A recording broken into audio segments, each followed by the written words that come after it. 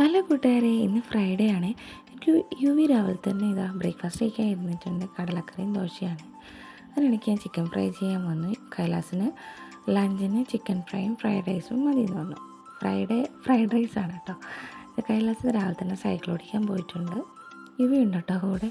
UV ഇല്ലാതെ എന്താ ആഘോഷം എന്ന് പറഞ്ഞ പോലെ കൈലാസിന് അവനും പിറകെ ഓടിയിട്ടുണ്ട്. അതിന് ശേഷം സൈക്കിളൊക്കെ ഓടിച്ച് വന്നതിന് ശേഷം അവൻ പഠിക്കാനിരുന്നു.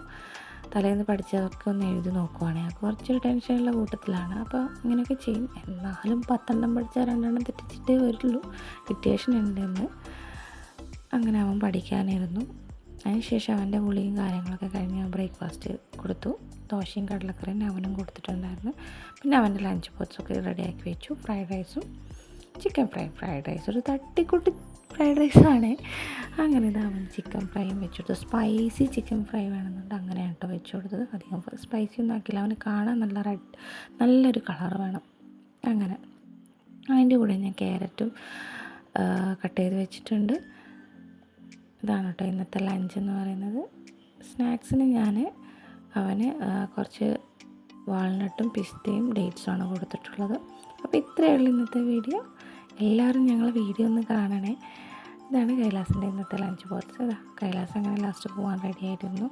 യുവിൻ ഞാൻ റെഡിയാക്കി നിർത്തിയിട്ടുണ്ട്.